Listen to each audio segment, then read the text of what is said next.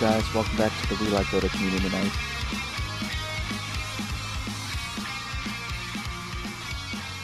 Game 2 of tonight. On the Radiant side, we have Anarchies as the captain, Certain Pain, Silver Radican, Juice, and Best Served Cold. Radiant's pick. On the Dire side, we've got Somebody as the captain, Smooth, Ballsack, Kwame, and Sea Donkey. Welcome to all of our players, welcome to all of our audience members. Thanks for joining us. Hope you all have a good time. If any of our viewers would like to join us for a community night, we play every Wednesday night starting at 9 p.m. Eastern Standard Time. Look for details at WeLikeDota.reddit.com. Or feel free to message me at BunnyData on Twitter. For the first bands, we've got, looks like very reasonable ones. Silencer, OD, Tidehunter, and Ursa. We had a very strong Tidehunter played by a player by the name of Orange in Game 1, so I have a feeling Tidehunter is a bit of a respect band. Kudos to Orange, that was a very well-played Tidehunter. But moving into Game 2, Orange will not be joining us for this one. So, the field is open. We've got Invoker clearly for the mid. Radiant's ban. I have seen Invoker played in the safe lane, and I think he is viable, but definitely benefits from early levels. So most likely he'll be the mid pickup. Dire's pick. Kind of a bold first pick, though, on the Dire side. Radiant's pick. Dire's pick. Picks on Radiant are very solid. Shadow Shaman and Undying being strong in terms of push and laning, respectively. And Enchantress, also another push. Looks like they're going to angle for an early game advantage. Enchantress does scale decently well into the, 10 seconds to go. I would say mid to mid-ish late game. Her Untouchable and Impetus are very strong if she has a good start. Reserve time. A bit more of a traditional lineup on the Dire side. Playing into a mid-range game.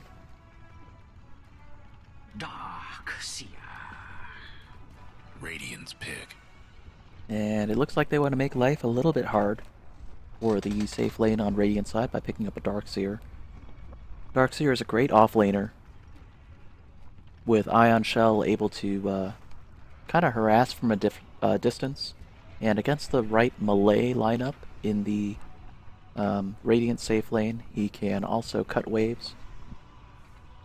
Surge keeping him safe while he cuts similar to the way that an axe would cut the lane. Luna, a decent pickup for a carry. At least she's got some range, which is not bad. I would say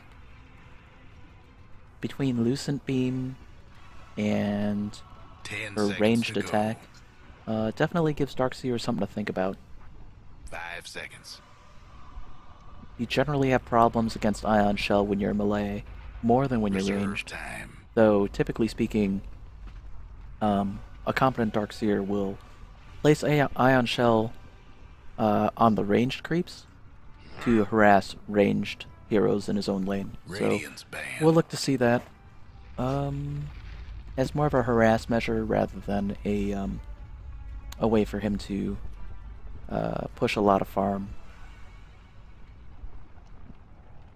Darkseer is one of those really weird heroes where it takes a little bit of practice, and definitely there are ways to play him correctly and incorrectly.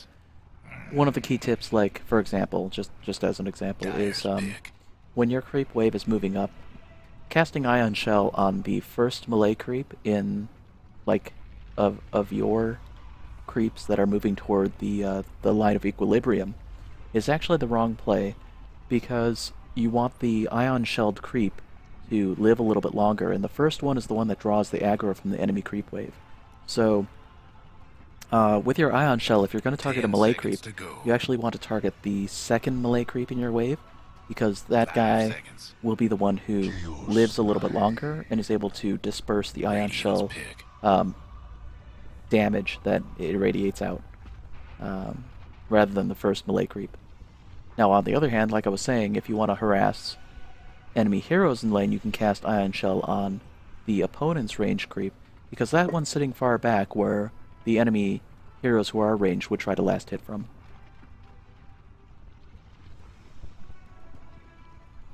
10 seconds to go. It's kind of that interplay and that knowledge that that makes this game so deep. 5 seconds. So leaving that Darkseer Reserve time. tactical weirdness behind, we've got a Chaos Knight. 5 seconds. And a Phoenix. So this should be an interesting lineup.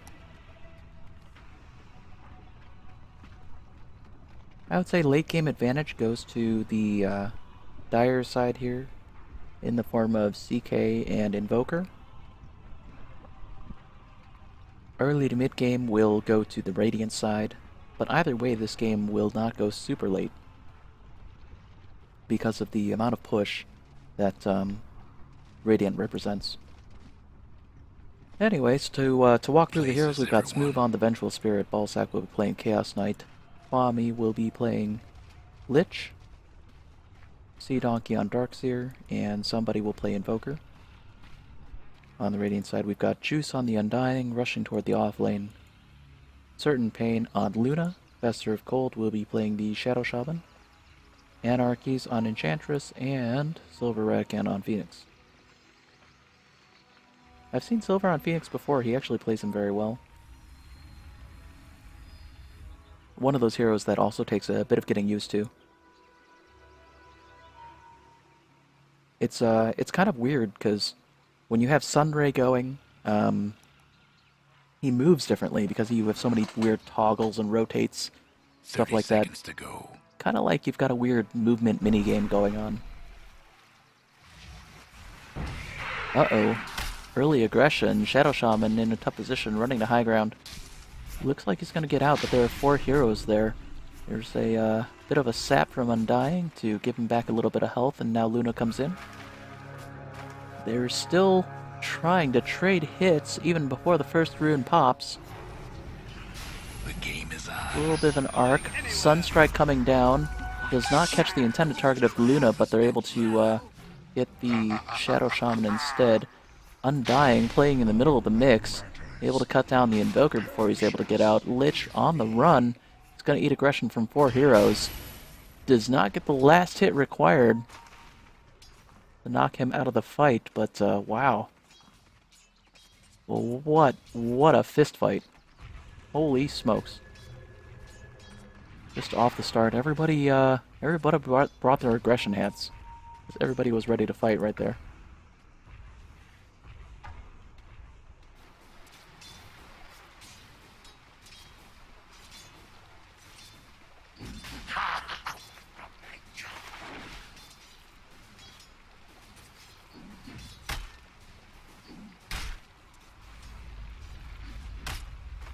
We've got a tri-lane for the Radiant.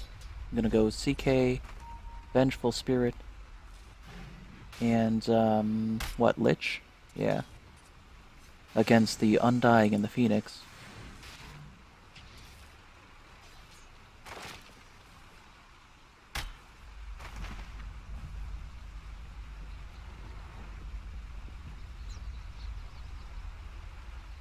Phoenix needs a few levels before he's going to be able to do a whole lot in that lane, but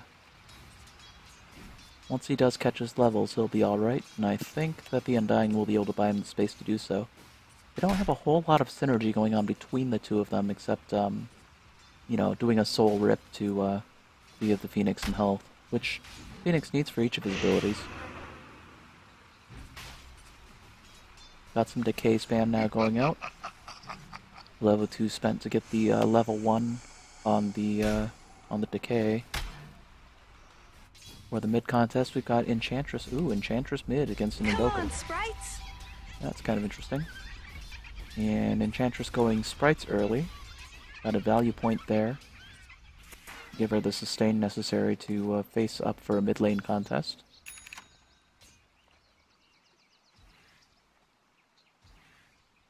I think the reason you don't usually see Enchantress mid, even though she benefits from levels, is that with her enchant ability, you usually want to see her go off into the woods and grab somebody relevant. So, most often, you'll see her safe lane, where she can get access to a good number of jungle creeps, or maybe even jungle, of course. Or in a tri-lane, perhaps. But right now, we're going to go early levels. Possibly for the push potential. Will Shay, she does a lot of damage with Impetus once that comes online. Even though that's a bit of a mana drain.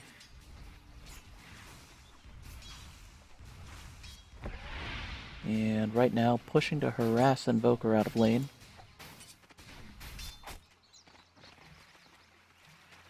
Invoker only has a Fairy Fire on board, so he doesn't have a whole lot of sustain right now. And that's one place that the Enchantress will excel with 3 Tangos and Nature's Attendants on board. In the Radiant safe lane, we've got Darkseer, of course, playing his Ion Shell game against the Shadow Shaman and the Luna.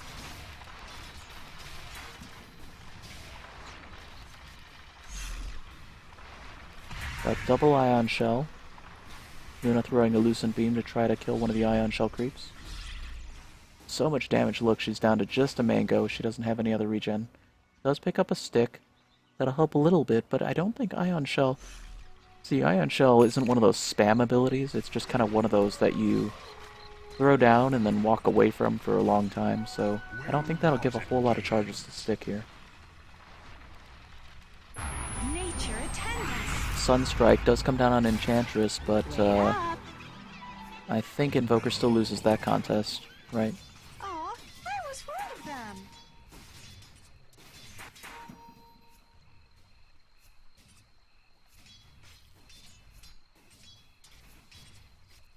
And Enchantress is almost at full health again because of the Nature's Attendants. And will pick up her treads now as well, so having a good early game advantage against the Invoker. They're almost similar for last hits, but I think she's doing a little bit more with the lane potential here. She does have level 6 with Impetus, Invoker on level 5. At least he does catch the level of Invoke early now because of the rework on his kit. Undying on the run. Not sure where Phoenix is at the moment. Probably TPing back to lane. Trying to help him out. Against the tri-lane, this is really dangerous. Phoenix is moving in. Icarus dive. And they're going to turn that around on the Venge. Looking to get one last hit. He will... No! He will not get it. Oh my goodness, he's got to run. Undying will pick up the last hit by...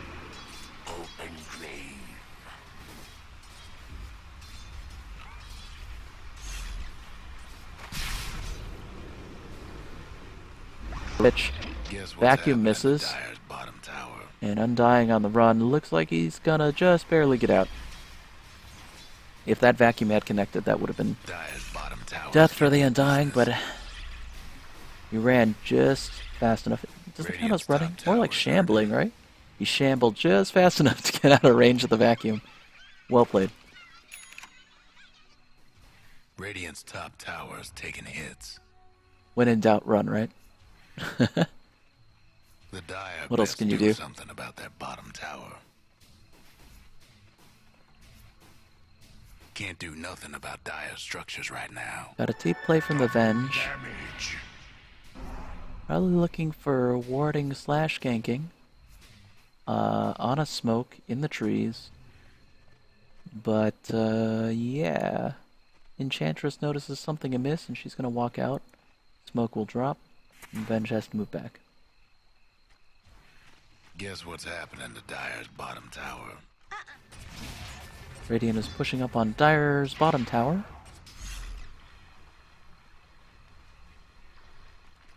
It's interesting that Shadow Shaman has an Orb of Venom. Kind of one of those value pickups. at this stage in the game, because I don't think he's going to go like, what, Scotty? Oh, that Ion Shell doing work. Look at that. That creep just chasing Luna. Oh, that's so brutal. The reason that's happening is because Luna does not have boots, so she couldn't outpace the creep. Just ate the Ion Shell all the way back to tower.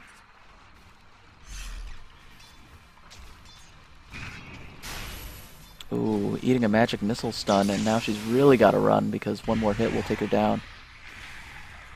Instead, they turn the fight around on Venge, but Darkseer, oh, a Sunstrike.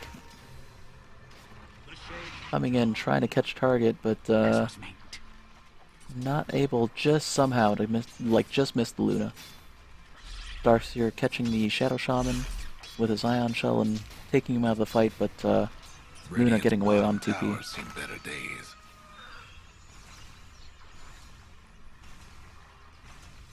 A decent lane vision ward.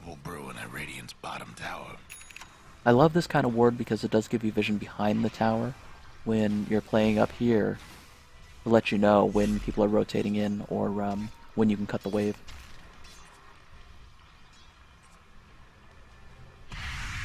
Luna with a Lucent Beam to lead, but she's in a one-on-one now and there's a surge to get out. That's what I was talking about with the cutting the wave deal, is that you really don't have the option of going in on Darkseer when he cuts the wave like that because he can surge out. Darkseers will just never do that unless they have surge up, in which case they can just surge and run out of your jungle. Now the mid rotation was an option to cut off the avenue of escape, but it was just a couple seconds too late to be able to cut off that route. It was a good try, though.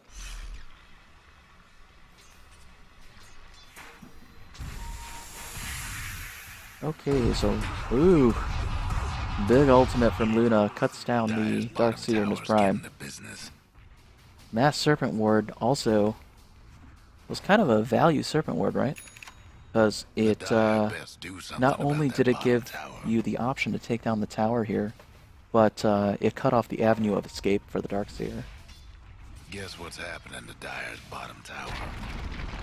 Dire's bottom tower. I don't know if that was intentional or not, but I am going to credit the Shadow Shaman with intention. Well played, sir.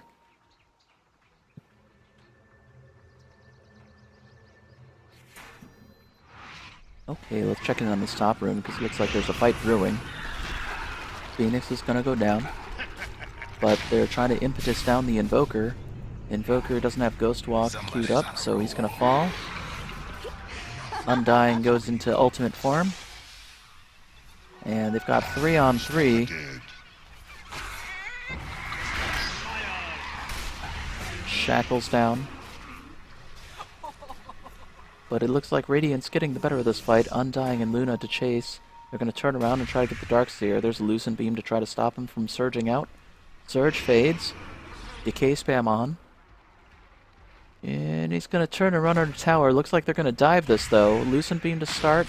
And there's one shot from Undying to end the Darkseer's life. Invoker's TPing in. See what he's got queued up. Cold Snap. And Forge Spirits.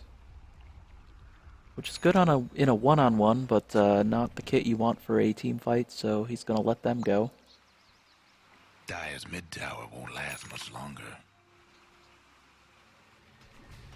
Typically, if you're about to team fight with an Invoker, you usually want Tornado up into, what, Chaos Meteor, EMP, something like that. Any of the above.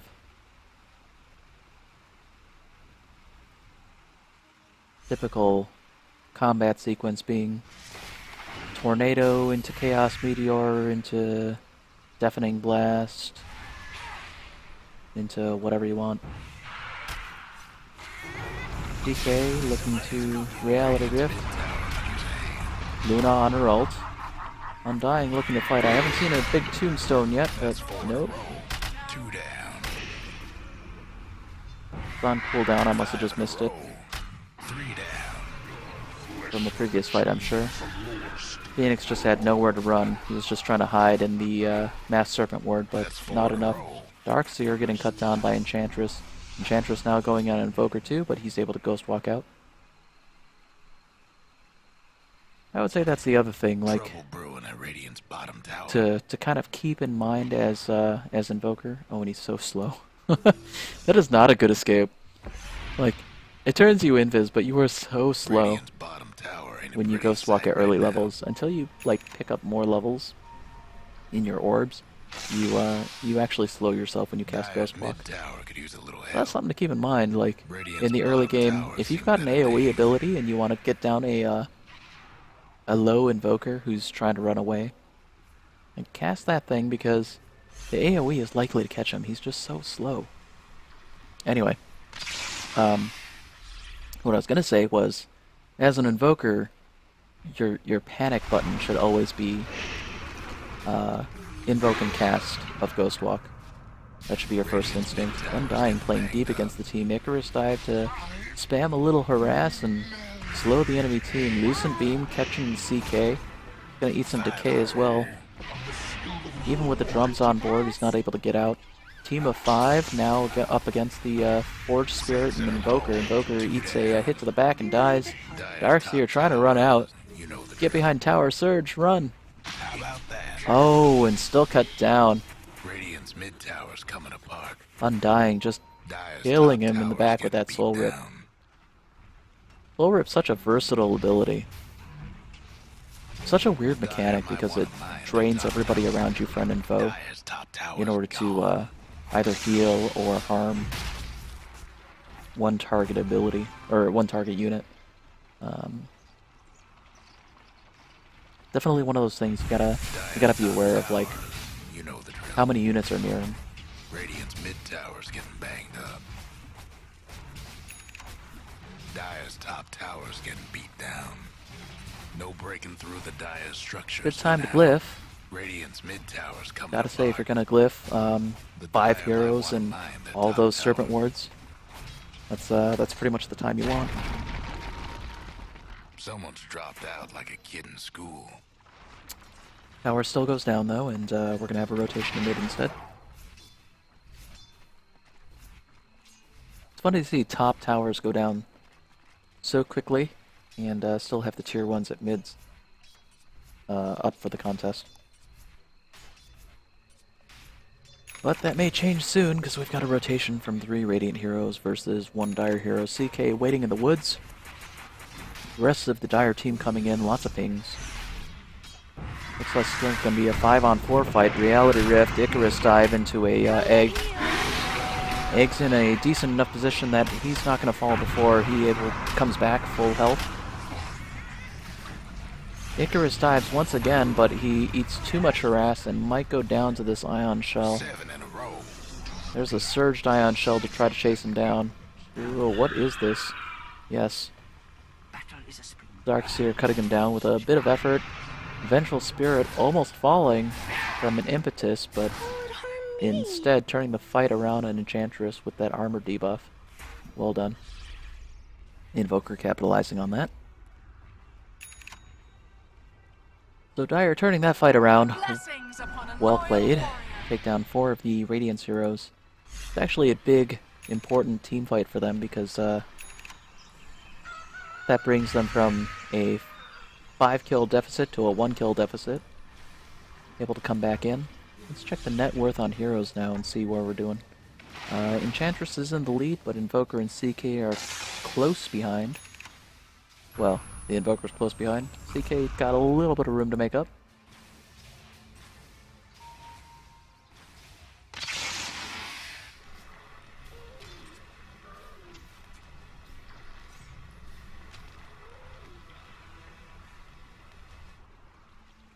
Radiant looking to siege this tower once again with Mass Serpent Ward on board.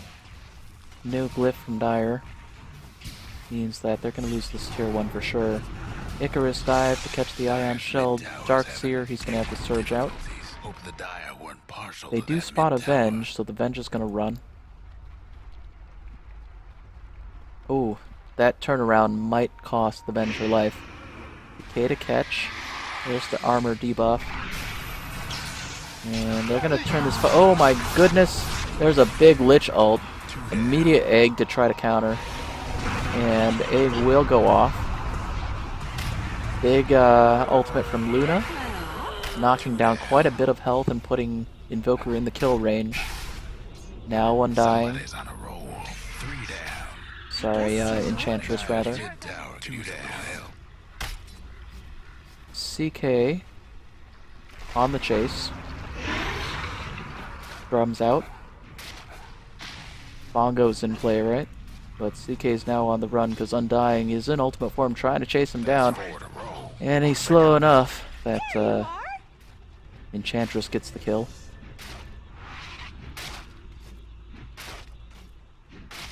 So once ahead, once again the Radiant side are up to eke out a small advantage there, maintaining their 1 kill advantage.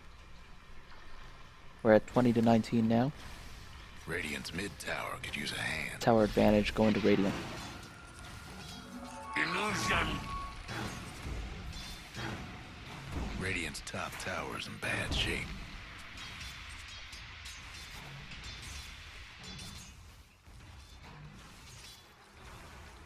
Phoenix does have Urn, but he's a little bit poor right now. Would love, I'm sure, to have some more health items. Every one of his abilities drains his health, so anytime he can afford to pick up some more health, he's much happier. The Tranquil Boots help a lot, and the Urn helps a lot, but he'll really get going once he picks up something like a heart. Instead, he eats a Yule Scepter in the back into a Chaos Meteor. He immediately eggs.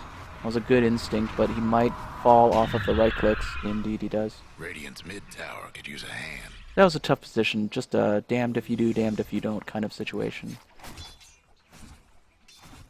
I think egg was his only way of having a shot at getting out.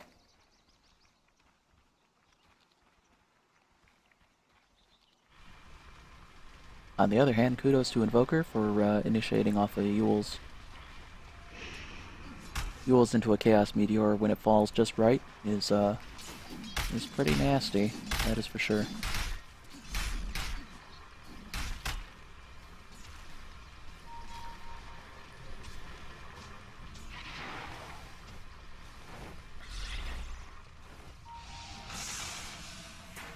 Now Dire trying to make a play, invading the Radiant jungle. Got an invisible Luna, she's gonna ult. Which is pretty brilliant, except for the fact that it kind of spams a little bit randomly with its burst. Able to catch 1 hero, 2 heroes, Darkseer and Vengeful Spirit, but the rest of the team get out. And a Reality Rift into the Undying. But that might be a mistake, as it's going to eat an Impetus in the back that's going to kill him. Lich ult down. There comes a Deafening Blast, which will steal the fate of the, I think that was the Undying, right? Could have been the Enchantress, sorry. Missed it. That was probably the Enchantress. Ends her streak, though, so Rubber Band on the way. Staging defense in front of the tower. I think they should probably play back a little bit. Icarus dive to put down some harass, and looks like the Lich is going to fall off that. Egg deep in the middle of the enemy team. Oh, but Egg falls. They're able to right-click it just enough to make it go down. Luna now in trouble. Oh, man. And, you know, it was going to be one of the other... Oh, good juke from Shadow Shaman to not eat that, that Invoker Blast. That Sunstrike was just about to get him, but actually does get cut down by the, Surged Ion-Shelled Darkseer. Now, such a weird play, you know, having a... Or, not weird, but I guess smart, right? Ion shelling the Luna, because the Luna almost killed her teammate by running the same path back just a second ago. Regardless, we have 3 Dire heroes to push. Looks like they're going to see some ground. They did take down the tier 1 at bottom, so that's a plus, but they're not going to push up on that ground. Instead, rotating out, it looks like they really need to farm to get back into this one, I think. Oh, they do have the kill advantage, but How's the farm advantage going, right? Invoker and CK are up on the charts. Let's see what kind of items they are able to accrue. Let's go find them. CK, where are you? There you are. He's on Yasha. He's got 1 damage item. Invoker on Midas Yule's Blink. Radiant's mid tower ain't Null doing Talisman. so good. Doing okay for 22 minutes.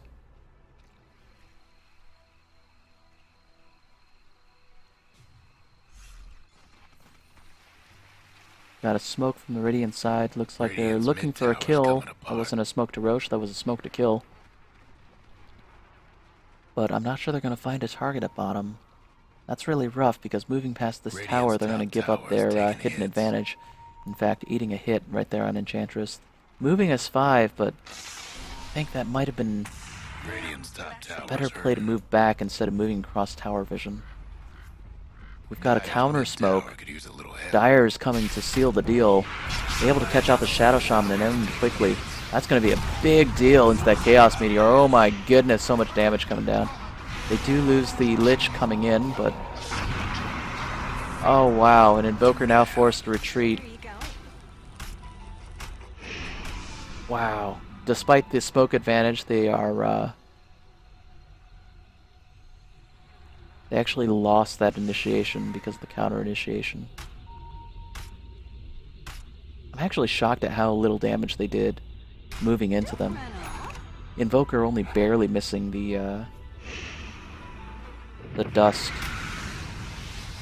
that was thrown out, which just barely saved him. CK now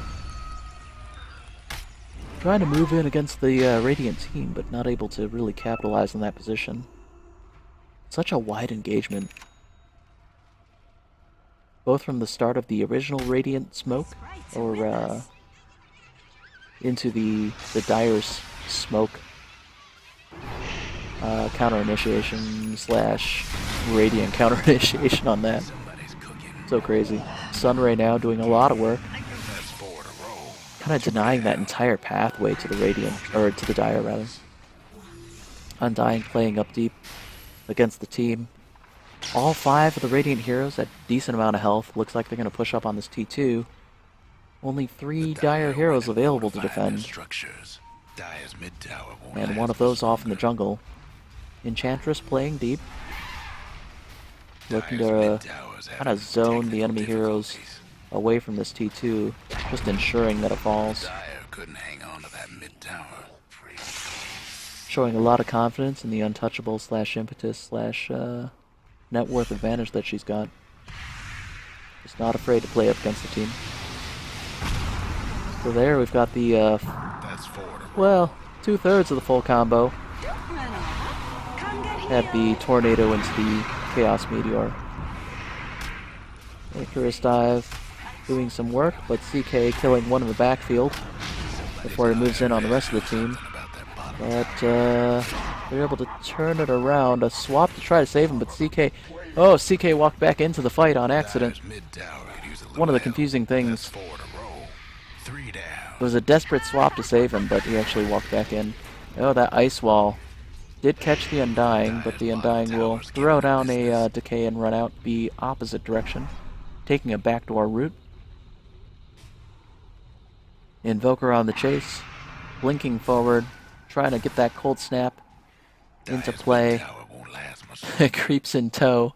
Actually, Creep's kind of leading the charge, playing a ring around the high ground Rosie.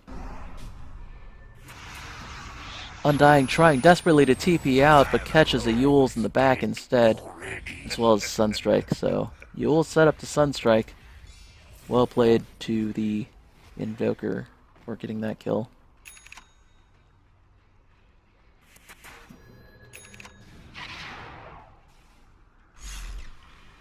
Ring around the zombie, sure.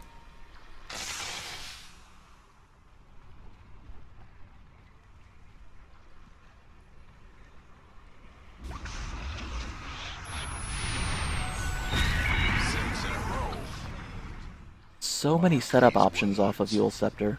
Whether it be a Chaos Meteor or a Sunstrike or who knows what, right? But great item.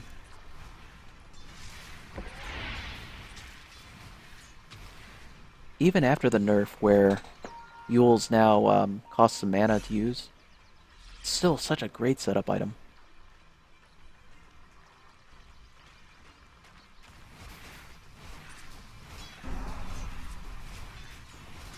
And the amount of damage it causes disabling blinks just gives you no options to get out.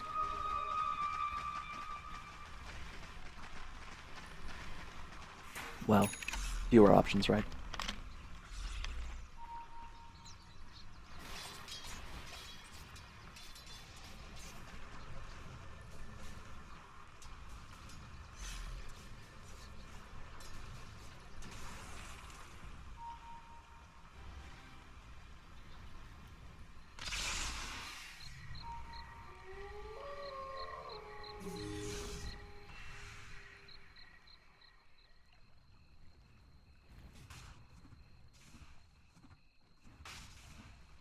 But it looks like we're going to jockey around for position a little bit.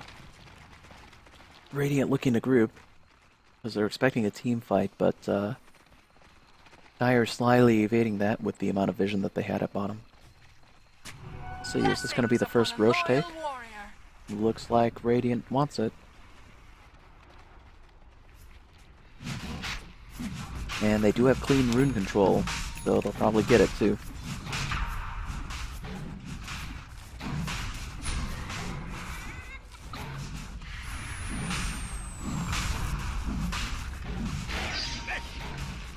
Shadow Blade on Luna. And Crimson Guard on the Undying. Vision's now up. We did have a tornado into a meteor just in time. Roche is still alive. Oh my goodness.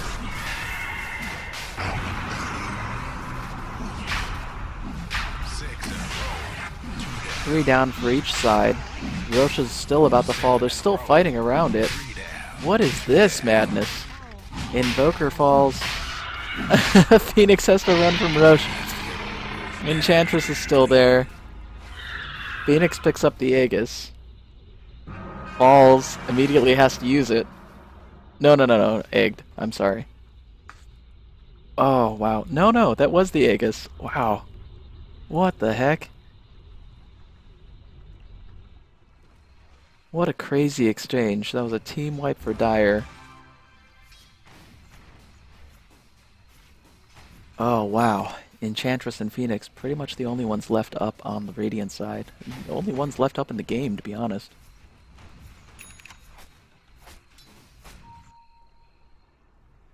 Phoenix, man with a mission, going to D-ward. Ugh, swapped into tower range. Using Icarus Dive to get out. Such a sweet ability if you can cancel it right. One of the best movement abilities. It's one of those things you have to practice though, because once you initiate the Icarus Dive, you will move in kind of an ovular pattern. Ovular? Is that a word? Oval pattern? And if you cancel it halfway through its animation, then you will move in the direction of the oval. So that's pretty key. Uh-oh, look at this, Invoker now. Invoker cut down, but oh, Shadow Shaman's actually going to walk out of that one. DK tried to get him. Lich ult pretty big, but fades quickly. There are not enough targets for it to bounce around too long. One of those Delta split maneuvers really pays off there. Can't believe Shadow Shaman walked out of that.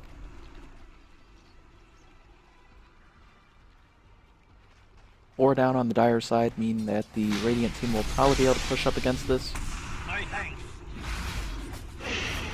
Mass Serpent Ward is up. There it goes. They're going to get a tower and a Rax off this for sure. Them Dire buildings are tough as nails for now. Even with the glyph, they should be able to get something. Darkseer trying to limit the damage and the range that they can move up on because of the little wall here he's got going, his light wall.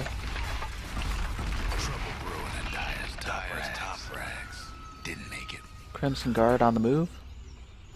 Radiant able to pick up both of the barracks. And they should rotate over. Rotating on high ground is real dangerous. Icarus dive away. I think he realized that in just a moment's time there. But with that, Radiant's gonna fade back, take their ill-gotten gains and move out. Try to regroup and take another objective in just a minute, I'm sure. Radiant's mid tower's getting banged up.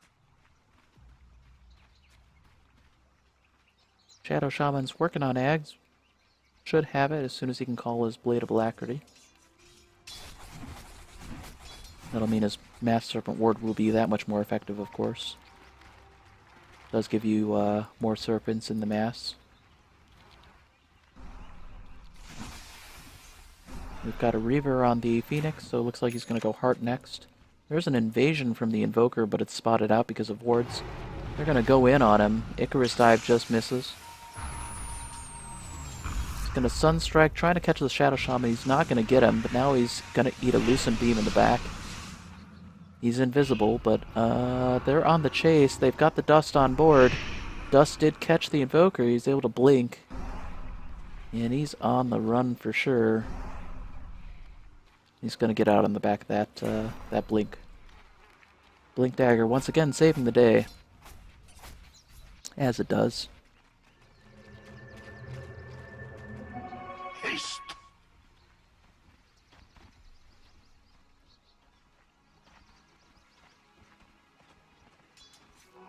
Death tax. Invoker in a one-on-one against the Undying. Ice Wall. Sunstrike in the back means that Undying's going to go down. Luna looking for revenge, but she's not going to be able to cross the Ice Wall for it. That was a good ability. I gotta say that's it's probably Invoker's most underutilized ability is the Ice Wall. Such a good one too. I think the trickiest bit about it is that good tornado into EMP blast.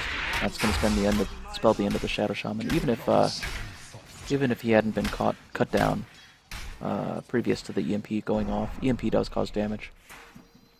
As I was going to say, the Ice Wall is such a great ability that's underutilized, and one of the things about it is that I think the reason oftentimes that it doesn't get used is that most people see it as a horizontal ability, but it's something that gets cast like in a 180-degree line to your facing.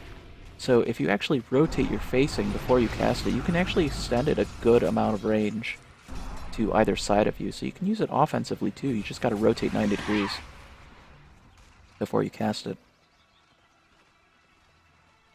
Great slow, and just another tool in the tool belt.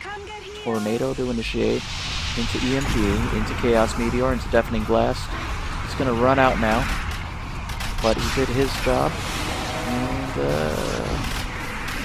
wow, what an exchange. Despite all of that initiation potential, Radiant turning it around, cut down 3 in the back. Sunray and Crimson Guard playing key roles in that particular fight.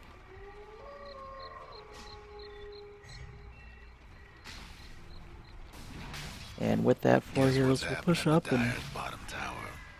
Or, I'm sorry, 5 heroes and see if they can take a bottom tower. Which they do pretty handily.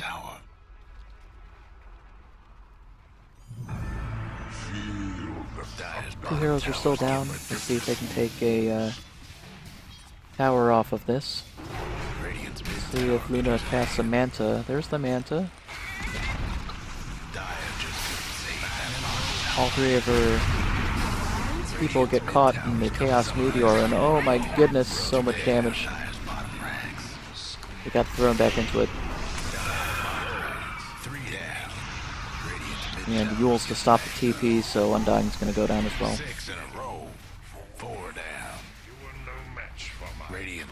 You know, that's one of the reasons why the combo on Invoker works out so well in terms of the Chaos Meteor into Deafening Blast is that, oh my goodness, Invoker.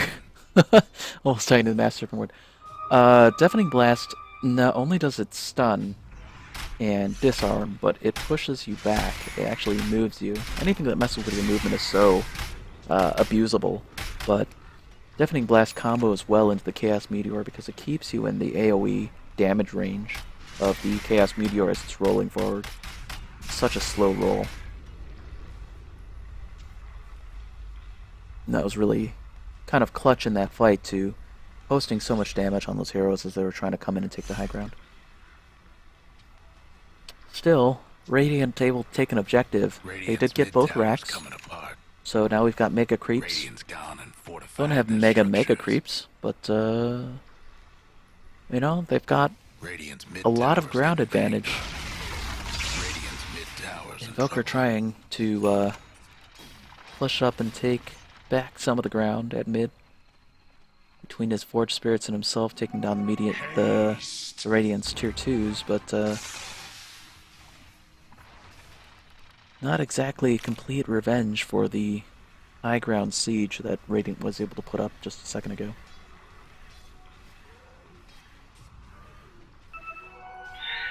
All this team fighting takes a toll on the Dire's ability to farm as well.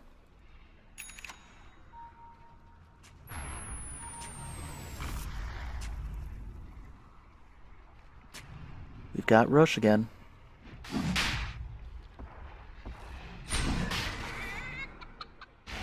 Biggest chicken ever.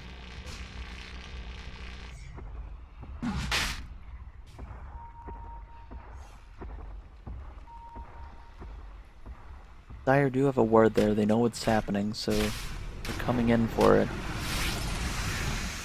Emperor's dive into Egg. Got a big Eclipse coming down, but part of it did get diffused to some creeps. Swap comes in to try to save a teammate, but not enough. I'll have your trophies. As we've still got 3 dead Dire heroes versus the full team on Radiant. They're not going to go back and Roche, instead they're going to look to take high ground off the back of that team fight, which I think is the right play. Because after this they'll have the mass, and they did have Mass Serpent ward up, so they're going to have a big advantage. I mean, the Sunray coming down. Oh wow, that AoE damage from Sunray sealing the deal on Invoker. And that's going to be a GG call. Mega Creeps pending means I think that was the right time to call it.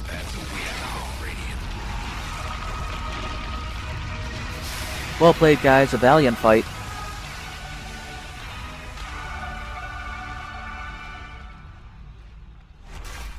Well, thanks to each of you. I hope you each had a fun time.